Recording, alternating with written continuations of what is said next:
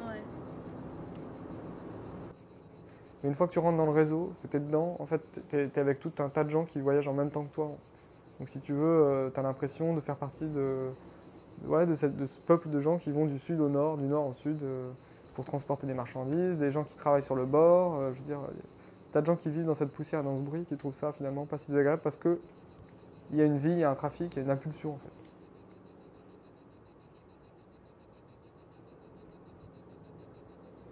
Pour notre génération, c'est une génération de gens qui ont à peu près entre 25 et 30 ans.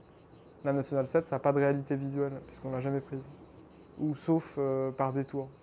Par contre, pour nos parents et pour nos grands-parents, c'est une réalité visuelle. Et ce qui m'intéressait, c'était de descendre cette route et de retrouver, si tu veux, sur cette route, les souvenirs de mes parents. Et de voir dans quelle mesure, si tu veux, un souvenir visuel peut se transmettre d'une génération à une autre. Ou autre chose, comment si tu veux, la mémoire française, quelque part, tu l'as en toi et tu la retrouves. Et tu retrouves d'autres couches de mémoire, par exemple des couches américaines. En fait, il y a une appartenance à cette histoire, qui est une appartenance de l'ordre de la mémoire de Trenet, si tu veux. En gros, c'est un peu comme les choristes. C'est-à-dire, c'est la France d'avant, la France des platanes, du pastis, tu vois, des robes à pois un peu légères comme ça. Et là, il y a une vraie fierté de cette identité française. Mais pour nous, ça ne correspond pas à grand-chose. Nous, on aime bien ça, mais c'est un peu comme quelque chose qui flotte dans l'air. C'est pas forcément quelque chose qu'on voit ou qu'on sent. C'est un peu dans le sud, mais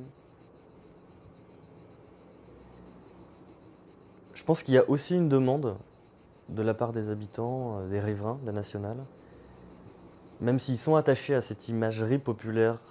Je pense qu'il y a aussi une demande de se dégager de espèce de mythe des années 50 qui objectivement correspond plus à grand chose. Moi j'ai trouvé aussi qu'il y avait un renouvellement de la population au long de cette nationale. C'est loin d'être que des septuagénaires. Il y a pas mal de trentenaires, il y a pas mal de quadras. Je pense que ça va leur parler parce que ça va aussi leur montrer quelque chose d'autre. Et en même temps, comme on était aussi dans une logique de reportage, on n'a pas cherché à évincer ce côté mythique, tu vois, de la route. On en parle aussi, il est aussi là. Maintenant, nous, c'était pas notre but, on n'allait pas le chercher. On l'a trouvé par moment, mais c'est pas ce qu'on allait chercher. Dans le texte que j'ai cherché à retenir, je pense que ça a été... en premier lieu, je pense que c'était la sensation de la route, c'est-à-dire et d'une route qui est orientée vers le sud, orientée vers la mer, tu vois, avec cet émerveillement de la Méditerranée quand il arrive. J'ai aussi essayé de rendre la route qui en est plus une, enfin, en tout cas qui est plus celle qu'on appelle comme ça, la Nationale 7. Et puis évidemment, c'est orienté autour de portraits. Donc voilà, il s'agissait aussi de rencontrer des gens, de leur parler, d'aller chez eux.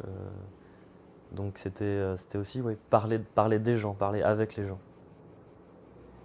donc Marie-Antoinette, c'est une dame qui cultive des tomates sur le bord de la Nationale 7. Et elle nous racontait qu'en fait, elle avait pris la Nationale 7 pour aller à Monaco pour son voyage de noces. Et ça, c'est quelque chose qui est assez touchant parce que c'est plusieurs réalités qui se superposent sur cette dame en train de cultiver ses tomates quand nous, on passe.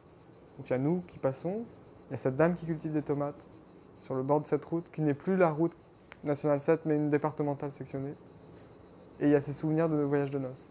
Et pour moi, ce genre de rencontre, c'est assez fort parce que ça, spatio-temporellement, ça conjugue plusieurs réalités.